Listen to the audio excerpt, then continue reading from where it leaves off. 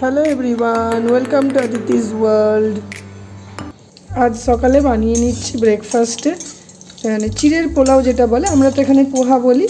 এখানে আজকে সমস্ত ভেজিটেবল দিয়ে বানাবো। মহারাষ্ট্রিয়ান স্টাইলে আজকে বানাবো না, আজকে একটু নিজের মতন করে বানাবো।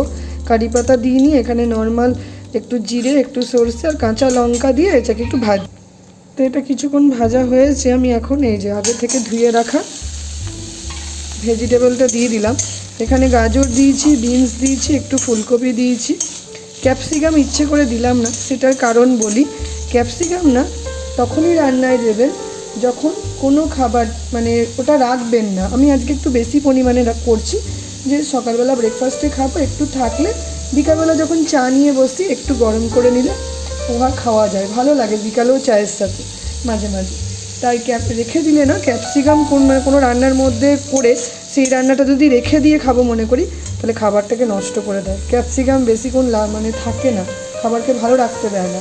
এটা আপনাদের আমি বলে রাখলাম, কারণ আমি বহু এটার দেখেছি, ইভেন আমার দিদিদের কাছ থেকে সবার কাছ থেকে এগুলো জেনেছি। তো আপনারাও লক্ষ্য করবেন। আমার তো ওই জন্য ভয়ে কোনো সব কিছুতে ক্যাপসিকাম দিতে ইচ্ছে করে না, আর সবার সঙ্গে যায়ও না, তাই জন্য আরও ইচ্ছে করে এখানে দিইনি। তো এখানে এটাকে ভালোভাবে ভাজা করি, অল্প একটু নুন হলুদ দেবো, তার আগে ভেজিটেবলটা ভাজা হয়ে যায়। তো ভেজিটেবলগুলো ভালোভাবে ভাজা হচ্ছে, এখনও পুরোটা হয়নি। এই পর্যায়ে ভাজা হতে হতেই আমি এখানে একটু হলুদ দিয়ে দিলাম, অল্প জাস্ট সামান্য, একদমই কম, না দিলে নয়, খুব বেশি দেবো না, এটাতেই কালার ধরে যাবে। আর যারা মনে করছেন হলুদ দেবেন না, সাদা সাদা খাবেন, তারা তাই করবেন। আমি একটু হলুদ দিই যাতে একটু ইয়েলো কালার আসে, সেই জন্য। ফুড কালার তো আমি নর্মালি খাবারে ইউজ করি না, তাই এটা দিয়েই একটু করছি। এখন এটাকে ভালোভাবে ভাজতে হবে, যাতে সবজিগুলোর যে কাঁচা ভাব সেটা যেন চলে যায়। তো এখানে দেখুন একটু জল দিয়ে দিলাম, যাতে সবজিগুলো তাড়াতাড়ি সিদ্ধ হয়ে যায়। আর এই পর্যায়ে এসে আমি এখানে পরিমাণ বুঝে একটু মিষ্টি দিয়ে দিলাম, চিনি, যাতে এটা ভালোভাবে নুন মিষ্টি অ্যাডজাস্টমেন্ট করে যাতে এটা হয়। আর এখানে আপনাদের দেখাই, আমি আগে থেকে এই যে চিড়েটা জল দিয়ে ধুয়ে পরিষ্কার করে রেখেছি। অনেক সময় চিড়ের মধ্যে ধানের থাকে, খোসা থাকে, থাকে, ওগুলো ফেলে দেবেন, কারণ ধান জাতীয় জিনিস যদি গলায় লেগে যায় তখন সেটা আবার বিপজ্জনক, বা গলায় বিঁধে গেলে ওটা বেরোতে খুব কষ্ট পেতে হয়। তো ওগুলো দেখে শুনে করবেন। এখানে আমি পরিষ্কার ঝরঝরে চিড়াই এনেছিলাম, তো কোনো রকম খারাপ কিছু নেই। এখানে মহারাষ্ট্রের লোকেরা প্রচুর পরিমাণে এই চিড়া বা পোহা খায়, এখানে পোহা খাওয়ার চলটা খুব বেশি। তো এরকম সুন্দর মোটা পোহা এখানে পাওয়া যায়। এই চিড়ের পোলাও করতে গেলে কিন্তু মোটা পোহা আনবেন, পাতলা পোহা আনলে এই যে জল দিয়ে ধুয়েছি না, এটা দলা পাকিয়ে যায়। এখানে সমস্ত রেডি হয়ে গেছে ভেজিটেবলগুলো, এবার এখানে পোলাও দিয়ে দিই, ধুয়ে রাখা চিড়া, আর কিচ্ছু না। এবার এটাকে নাড়াচাড়া করে ওপর থেকে কাঁচা পেঁয়াজ আর একটু লেবুর রস চিপে দেবেন, হলেই খেতে সুস্বাদু হবে। নুন চিনির অ্যাডজাস্টমেন্টটা নিজের মতন করবেন। আর আজকের এই রেসিপি কেমন লাগলো আমাকে অবশ্যই কমেন্টে জানাবেন। তো চলে এসেছি সকাল সকাল কিচেনে, যেখানে সকাল থেকে কাজ শুরুই হয়ে গেছে অলরেডি। তো আজকে পালং শাক রান্না করবো। আগের দিন আপনাদের দেখিয়েছিলাম না, পালং আর সর্ষে শাক একসঙ্গে কিনেছিলাম, তো কিছুটা তো সর্ষে শাকের ওই সরষেদা শাক বানিয়েছিলাম পাঞ্জাবি স্টাইলে, মোটামুটি হয়েছিল, খুব ভালো হয়নি। আর আজকে এইটা করব, যে পালং শাকের তেল শাক করব, কারণ এই শাকটা অথেন্টিক আমাদের বাঙালি প্রসেসে আমি এটা ভালোই রাঁধতে পারি, আর এরা খেতেও ভালোবাসে। তো এই শাকটাকে প্রথমে সিদ্ধ করে জল ফেলে দেবো নুন দিয়ে। আমি ম্যাক্সিমাম বর্ষাকাল না হলে, বর্ষাকালে আলাদা ব্যাপার, অন্য সময়ও আমি 12 মাসই শাক যখন রান্না করি একটু নুন দিয়ে ফুটিয়ে জল ফেলে দিই, কারণ শাকেও তো আজকাল পেস্টিসাইড দিচ্ছে, প্লাস পোকা ধরে, কোন সময় কি থাকলো না থাকলো, এই জন্য একটু মনে হয় যে না, চলো একটু পরিষ্কার করে দিই, ভালো করে ধুয়ে জলটা ফেলে দিয়ে তারপর রান্না করি। এটা আজকে করব তেল শাক। আর আজকে না মিশির শরীরটা খুব একটা ভালো নেই, সকালটা ওকে একটু পড়ালাম, তারপর আমি চলে এসেছি কাজে। ওকে আজকে আর স্কুলে পাঠাইনি, কারণ বেশ কাশি হয়েছে দেখছি কালকে রাত থেকে, যদিও সকাল থেকে মেডিসিন স্টার্ট করে দিয়েছি। তো তারপরেও করছি যে ভাবলাম যে একটু ঘরেই থাকুক আজকের দিনটা, একটু রেস্ট নিক। আর বাইরে এতই মেশিনের আওয়াজ, এই জন্য বাইরে বেরোতে পারছি না। এই যে আপনাদের নিয়ে গেলে বুঝতে পারবেন, এখানে দুদিকে এত কনস্ট্রাকশনের কাজ না, বাইরে বেরোনো মুশকিল হয়ে যায়। তো ওই কিছুক্ষণ এসে দাঁড়ানো, বেশ সুন্দর রোদ এসেছে দেখুন, কিন্তু যাবো যে না সেই সময়টুকুটাও আমি আর পাচ্ছি না। দেখি একটু গুছিয়ে বাগিয়ে নিই, তারপরে যদি পারি ওকে একটু নিয়ে যাব। তো এখানে ভাত বসিয়ে নিয়েছি, এটা তো রান্না করলাম।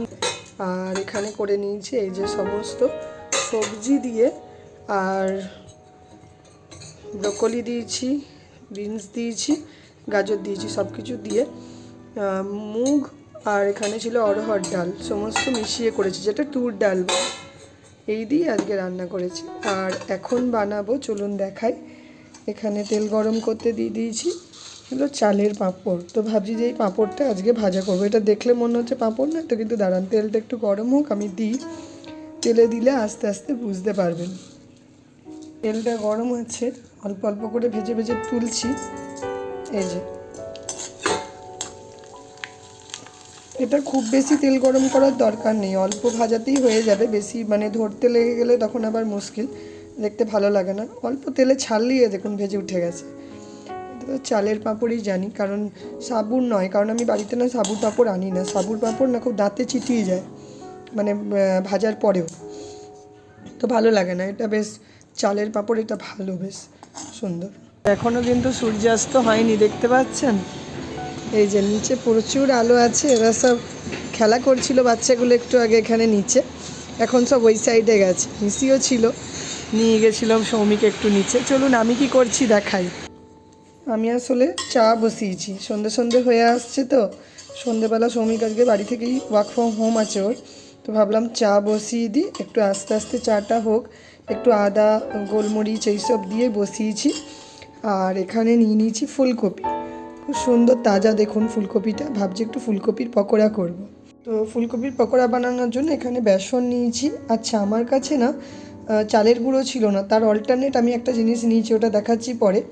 তার আগে বলে দিই, এখানে নুন নিয়েছি স্বাদ মতন, এটা ভাজা মশলা বাড়িতে তৈরি করা, হলুদ, লঙ্কার গুঁড়ো এই দিয়ে।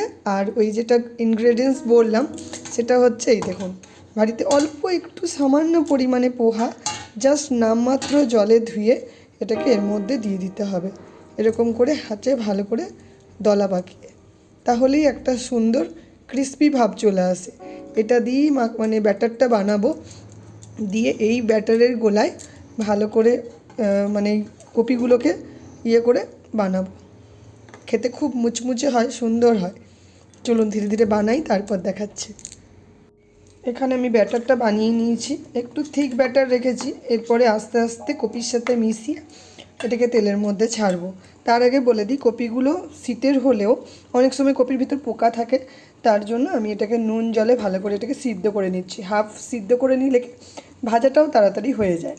তো এখানে আমি কপিটাই দেখুন সিদ্ধ করে নিয়েছি, অনেকটাই প্রায় সিদ্ধ হয়ে গেছে। তাতে কি হয়, একটু নরম হয়ে যায়, কচকচে ভাবটা থাকে না।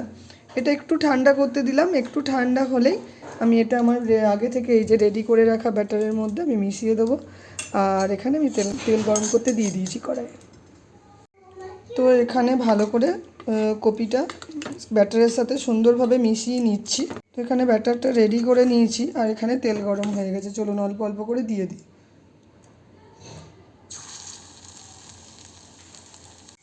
তো এখানে মোটামুটি পকোড়া ভাজা হয়ে গেল। তো এখানে একটা ব্যাচ মোটামুটি ভাজা হয়ে এসেছে, এটা এবার তুলে নেব। আর তারপরে আরেকটা সেকেন্ড ব্যাচ দেব। আর এখানে আমি চায়ের সাথে পকোড়ার সাথে এখানে চাও বানিয়ে নিয়েছি আজকে সন্ধ্যের টিফিনে। 2 থেকে 3টে ব্যাচে ভাজবো এটাকে, কারণ এটাকে যাতে খুব ভালোভাবে এটা হয়। একসঙ্গে অনেকগুলো দিয়ে দেবেন না যদি করবেন।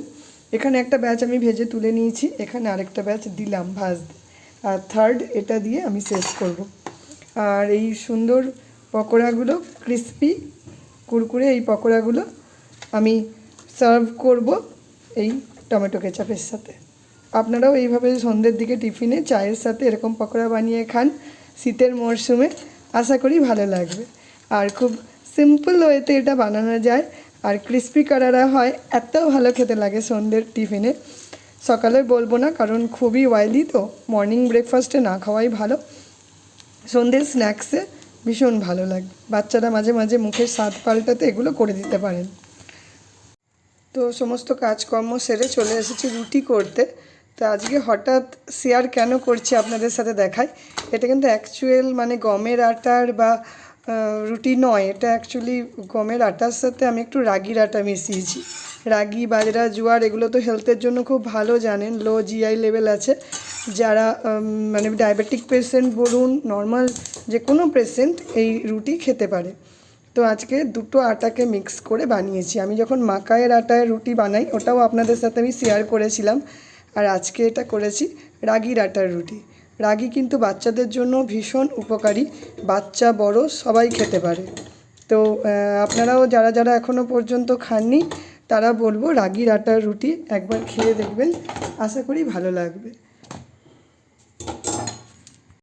তো এখানে আমার রুটি করা কমপ্লিট হয়ে গেছে। আর রাগির আটা ব্যাপারে যেটা বলছিলাম, আমি তো এই সত্যমের এই রাগির আটাটা ইউজ করি। এটা দেখলে আপনারা বুঝতে পারবেন না, এটা হালকা একটু মানে ঠিক কালচে না পার্পেল, অদ্ভুত একটা সুন্দর কালার হয়, স্লেট স্লেট টাইপের।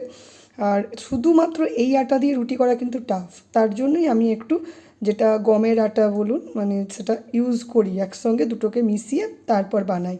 কারণ শুধু যদি এই আটার আমি রুটি করতে যাই তাহলে কিন্তু মানে এই যে তাওয়াতে আমি সেঁকবো, তারপরে যখন পোড়াতে যাব তখন পোড়ানোর সময় এটা ভেঙে চুরচুর করে একদম যে শেষ হয়ে যাবে, এটা রুটিই থাকবে না, কড়া হয়ে যায়।